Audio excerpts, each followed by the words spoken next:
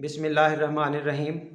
हाँ जी, once again जिस जगह ये लास्ट लेक्चर क्लोज़ किया था उसी जगह से ये शुरू कर रहे हैं। ये ना डिफरेंट नोटेशंस हैं। वैसे ये हिस्ट्री का क्वेश्चन है, लेकिन अब हिस्ट्री क्या की जाए जब ऐसे क्वेश्चन 4 स्टेटमेंट्स वाले एग्ज़ामिनर बड़े आराम से लिख देता है। वो हिस्ट्री कहे या इसको मैथमेटिक्स का क्वेश्चन कहे, ठीक है ना। मजबूरी है कि 4 ऑप्शंस उनके अगेंस्ट ये डिफरेंट नोटेशंस हैं डेरिवेटिव की, जो आम तौर पे डिफरेंट मैथमेटिशियंस ने यूज़ की।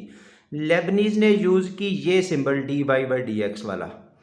न्यूटन ने इस तरह का सिंबल यूज़ किया ऐसे डॉट लगा के, जबकि लगरांज ने ये एफ डैश लगा के हल किया। काशी ने इस तरह कैपिटल डी से डेरिवेटिव को शो किया।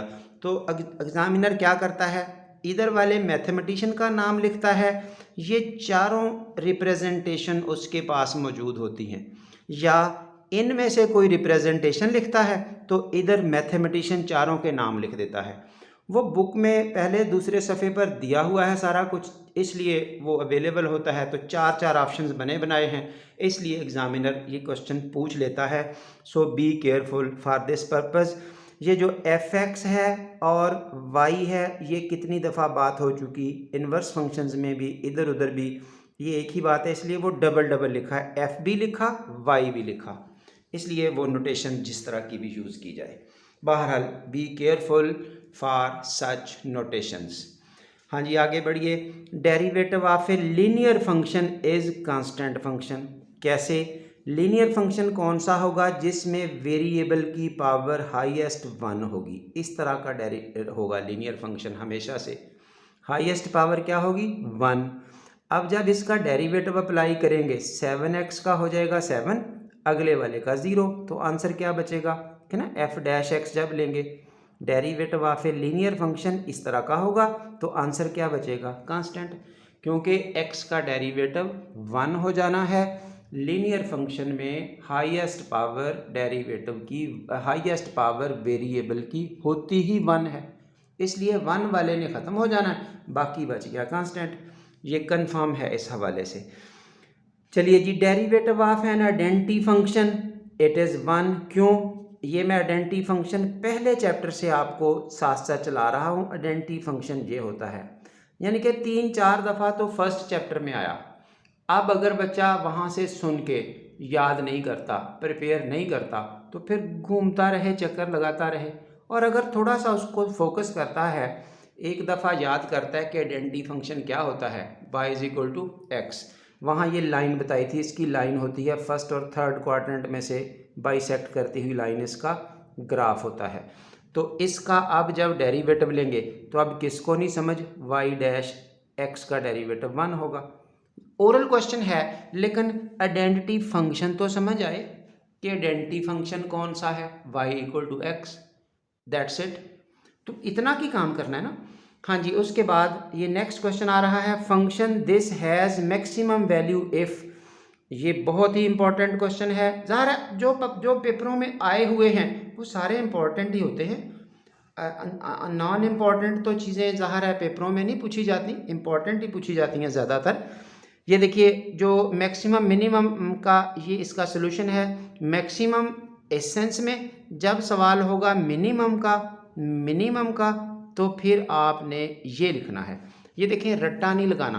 अभी सोचिए, जिस वक्त हम एफ डैश एक्स हल करते हैं उसको 0 के बराबर रख के वहाँ से एक्स की कीमतें निकालते हैं, एफ डबल डैश में वो कीमतें पुट करते हैं, एफ डबल डैश में वो कीमतें पुट करते हैं, और उससे अगर आंसर नेगेटिव आ जाए तो फिर मैक्सिमा होता है, पॉजिटिव आ जाए तो मिनिमा होता है। अब अगर ये शुरू वाला साइन माइनस में आ जाएगा ना, ए की जगह माइनस नंबर आएगा, तो आपका ये क्वेश्चन कुछ इस फॉर्म में आना शुरू हो जाएगा ऐसे। और इस वजह से ये माइनस का साइन आपका जब सेकंड डेरिवेटिव लेंगे ना, तो ये माइनस का साइन जान नहीं छोड़ेगा, इसलिए माइनस धक्के से आ जाएगा। तो इस माइनस की वजह से आपका वो जो सोल्यूशन है, फंक्शन है, वो मैक्सिमम वैल्यू कंटेन करेगा, इसलिए इस तरह सोच के चल पड़े।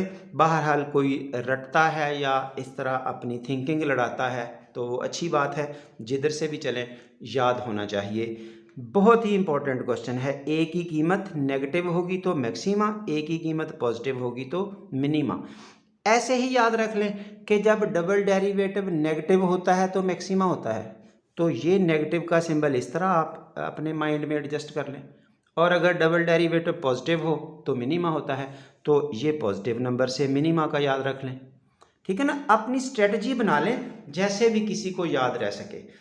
चलिए जी, differential coefficient, that's another important terminology. Differential coefficient derivative का दूसरा नाम है। क्वेश्चन क्या पूछा गया? डिफरेंशियल कोएफिशिएंट ऑफ एक्स की 9। इट मीन्स एक्स की 9 का डेरिवेटिव हो गया 9x की 8। बिल्कुल ठीक है। अब बच्चा इस पे फंस सकता है, इस पहले चॉइस पे फंसेगा। अगर यहाँ कहा जाता ना विद रिस्पेक्ट टू एक्स, फिर यही था, वो है with respect to x square. याद रखिए, जिसका डेरिवेटिव लिया जाता है वो ऊपर, जिसके रिस्पेक्ट लिया जाता है वो नीचे। ये शॉर्टकट रूल याद रखें। अब आगे क्वेश्चंस आएंगे इस तरह के कि derivative of sine x with respect to cos x. ये समझ लें अच्छी बात यहीं से। एक्स स्क्वायर 9 का डेरिवेटिव ये आ गया ऊपर, नीचे क्या आया? जिसके रिस्पेक्ट लिया गया, एक्स स्क्वायर के रिस्पेक्ट लिया गया तो उसका डेरिवेटिव 2x। ये देखिए एक पावर कट गई तो बाकी क्या रह गया? 9/2 x की पावर 7।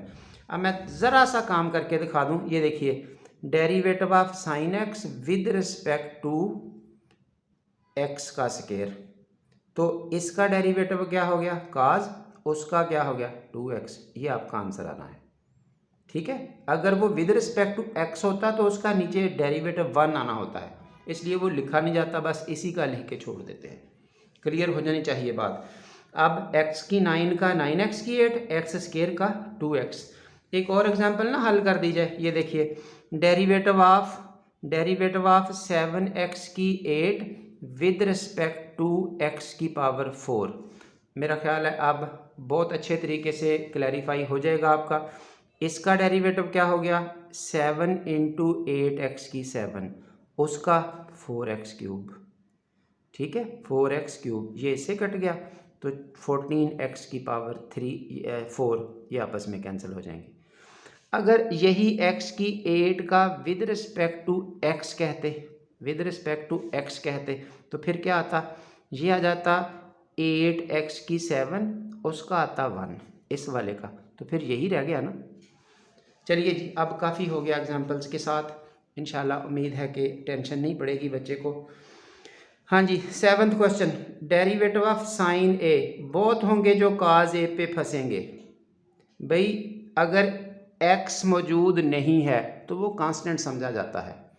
वेरिएबल x अगर मौजूद नहीं है तो स्टेटमेंट विल बी कांस्टेंट। तो यहाँ x है ही नहीं तो इसका डेरिवेटिव ये रहा। ठीक है, फार्मूले याद करने वाले ने यहाँ फंस जाना है काज वाले पे। अगर यहाँ साइन ऑफ x होता फिर बिल्कुल काज ऑफ x आंसर आता। Be careful. ठीक है, चलिए जी, उसके बाद इसका पहला डेरिवेटिव हल करना है। ये हो गया 2x, अगले वाले का 2y × y1 = 0। इसका डेरिवेटिव 2x, इसका 2y × y का डेरिवेटिव आगे y1। सो यहाँ से y1 हल करेंगे, आपको ये आंसर चॉइस मिल जाएगा। चलिए जी, उसके बाद f ऑफ x = ये नेक्स्ट क्वेश्चन आ रहा है 1/x। हाँ जी, इसका f" ऑफ a पूछा है। पहले ज़रा f' देखें तो क्या आएगा? f' हो जाएगा। इसको ना कभी कभी बच्चा ऐसे अरेंज कर ले तो आसान समझ लेगा। ये देखिए, यूं ऊपर शिफ्ट किया, अब क्या आएगा? f' -x की -2, तो f" क्या आएगा? माइनस ये वाला, वो -2x की पावर एक और काम कर दें, सिंपल पावर रूल चल रहा है, -3, तो ये मिलके हो गया 2x की पावर -3 या फिर 2/x का क्यूब। ये आपके पास आ गया डेरिवेटिव f'। किस पॉइंट पर पूछा है? a पर, तो यहाँ a लगा दें। So that's it. ठीक है, ये थोड़ा सा ना मैनेज कर लिया जाता है उसको नीचे से ऊपर शिफ्ट करके एक्स की पावर -1 बना के। चलिए जी, ये 10th question, number of non zero derivatives. Non zero, जब हम इसका पहला डेरिवेटिव लेंगे तो समझ आ रही है, ये हो जाएगा 6x की 5। पहला डेरिवेटिव क्या हो जाएगा, 6x की 5। अगले वाले का ये 32x³। सिर्फ ये टेक्निक समझानी है, आगे 2x। हर एक की एक एक पावर कम हो गई, जो कांस्टेंट था वो ज़ीरो हो गया। ये एक डेरिवेटिव लिया है, एक पावर कम हो गई। जब दूसरा डेरिवेटिव लेंगे तो इसकी एक पावर और कम हो जाएगी, तीसरे में एक पावर और कम हो जाएगी। जब एक एक पावर कम होती जाएगी तो जिस वक्त आखिर पे पहुंच के ये सारी पावर्स इग्नो ख़त्म हो जाएंगी, बचेगा आ जाके इस तरह का कांस्टेंट, तो उसका डेरिवेटिव लेंगे वो ज़ीरो हो जाएगा। ठीक है ना, वो ज़ीरो होने से पहले कितने डेरिवेटिव लिए गए, ये हमारा क्वेश्चन है। ये देखिए, मैं छोटी एग्जांपल दे देता हूँ। यहाँ है 3x² + 4। इसका जब y1 लेंगे क्या आएगा, 6x। जब y2 लेंगे क्या आ गया, 6। जब y3 लेंगे क्या आ गया, 0। क्लियर हो गई बात। जब y3 पे 0 हो गया, अब समझ आ गई। जब कांस्टेंट बचेगा वो तो 0। नॉन ज़ीरो कितने हुए, 2 हुए। नॉन ज़ीरो 2, जितनी मैक्सिमम पावर है। अब मैक्सिमम पावर कितनी है, 6, तो 6 नॉन ज़ीरो हो गए। यहाँ से एक थोड़ी सी बात बड़े अच्छे तरीके से ज़रा समझ लें। बड़ा शानदार क्वेश्चन है। यहीं से अगर पूछेगा इसका किस नंबर वाला डेरिवेटिव 0 हो जाएगा, विच नंबरथ डेरिवेटिव विल बी 0। ठीक है, 7वां डेरिवेटिव 0 हो जाएगा। 6 पावर पे तो कांस्टेंट बचना है, 7वां डेरिवेटिव 0 हो जाएगा। नॉन ज़ीरो कितने होंगे, जितनी मैक्सिमम पावर है नॉन ज़ीरो उतने होंगे, उससे एक अगला वो उसका 0 बना देगा। चलिए जी, log ऑफ ए, ये ज़रा log की प्रॉपर्टी है। जितनी किसी log की बेस होती है, अगर वही नंबर log में आए उसका आंसर 1 होता है। ये log ऑफ ई क्यों 1 है, क्योंकि इसकी बेस अंडरस्टूड है ई है। तो जितना किसी नंबर का log हल करना है, अगर वही बेस आए उसका आंसर 1 होगा। ये कितनी ज़्यादा एग्जांपल्स मैं दे रहा हूँ। log of 7 to the base 7, answer is 1। ठीक हो गया, तो इसका आंसर ये 1 है, a to the base a। ये log ऑफ 10x में जब पहले चैप्टर, जब आपका इससे पहला लेक्चर गुजरा था ना, उसमें ये बेस बदल के ln की बजाय मैंने प्रॉपर्टीज़ में बता दिया था 1/x रूटीन वाला। ये जो बेस है ना वो ln के साथ नीचे आ जाएगी। ठीक है, पहले लेक्चर में आखिर पे पहुंच के जब फार्मूले डिस्कस हो रहे थे तो उस वक्त ये चीज़ डिस्कस कर दी थी। ऐसे ही बोर्ड के पेपरों में आया हुआ है क्वेश्चन। हाँ जी, आगे आ गया आपका हाइपरबोलिक इनवर्स फंक्शंस। तो ये हाइपरबोलिक इनवर्स मैंने उन फार्मूलों की लिस्ट में नहीं दिए, क्योंकि वो क्वेश्चंस कम हैं। फार्मूले किसी वक्त आखिर पे पहुंच के एक लिस्ट उनकी भी प्रोवाइड कर दी जाएगी। सो फिलहाल ये रहा आंसर। हाँ जी, डेरिवेटिव इसका y = e की पावर -x। क्वेश्चन देखिए क्या पूछा गया, ये वाला। पहले आप इसका dy/dx बनाएं। ये देखिए, जब dy/dx बनाएंगे इस जगह से, तो एक्सपोनेंशियल का वही आंसर होता है, 7 पावर का डेरिवेटिव आना है, वो ये आ गया। ठीक है, अब क्या किया गया, इसके साथ y लगाया। जब इधर y लगाया तो इधर भी y लगाया जाएगा, y × dy/dx। उस साइड पे -a e की पावर -x, एक y इधर भी लगाया जाएगा। अब इधर इस y की कीमत पुट करनी है। जब y की कीमत पुट करनी है तो y की कीमत तो यही है, e की पावर -ax। अब ये दोनों मिलके ये 2x हो जाएगा। ठीक है, मेरा ख्याल है पॉइंट फॉलो हो जाना चाहिए कि आपसे इसका आंसर पूछा है। पहले आप डेरिवेटिव लेंगे, वो ये बना, यहाँ तक डेरिवेटिव बना। अब क्या है, इसके इधर भी y लगाया, इसके इधर भी y लगाया, ये ले, इधर भी y लग गया। फिर उस y की कीमत पुट कर दी जो शुरू में दी हुई है। तो इस तरह से आपका इस y × dy/dx का सलूशन सामने आ गया। हाँ जी, 15th क्वेश्चन है, इस सीरीज़ की रिप्रेजेंटेशन ये रही ये असल में फर्स्ट ईयर की बुक में भी दिया हुआ है। अब ओवरऑल आपके इस जगह भी दिया हुआ है, मजबूरी है ये मैक्लैरन सीरीज़ वाले चैप्टर में दिया हुआ है। वहाँ फर्स्ट ईयर में 6 सीरीज़ इकट्ठी दी हुई हैं। तो बहरहाल इसको आप ऐसे जब अपनी तैयारी करेंगे ओवरऑल, तो फिर आपको ये याद हो जाएगा। ये असल में इसका सलूशन है, जब इसको ओपन करते हैं वो इस फार्मूले से 1 + n(x + n(n)-1 / 2 फैक्टोरियल x²। ठीक है ना। यहाँ मैक्लैरन सीरीज़ में इसका यूज़ आया। ये बाइनॉमियल सीरीज़ के नाम से सीरीज़ चलती है। एक शॉर्टकट आपको हिंट यहाँ दिया जा रहा है।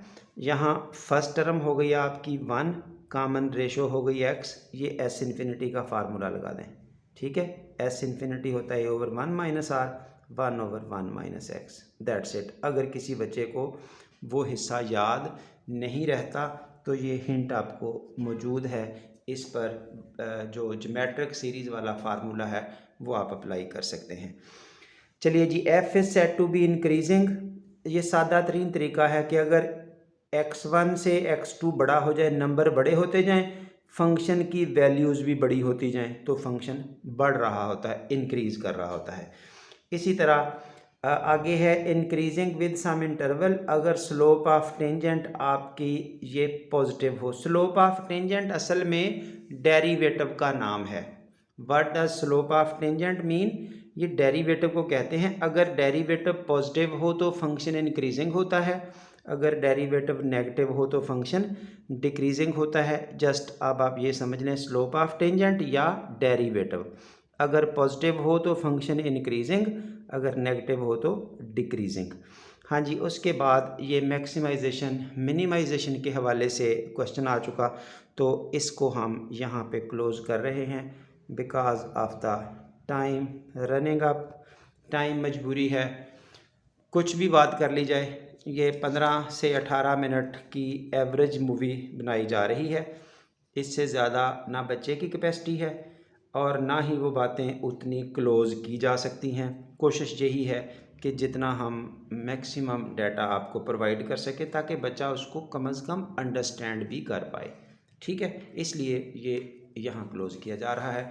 अगर कहीं कोई मसला है तो ज़रूर वेलकम बताइए, इंशाल्लाह हल करेंगे। अदरवाइज़ शेयर करें बच्चों दूसरों के साथ। Thank you very much.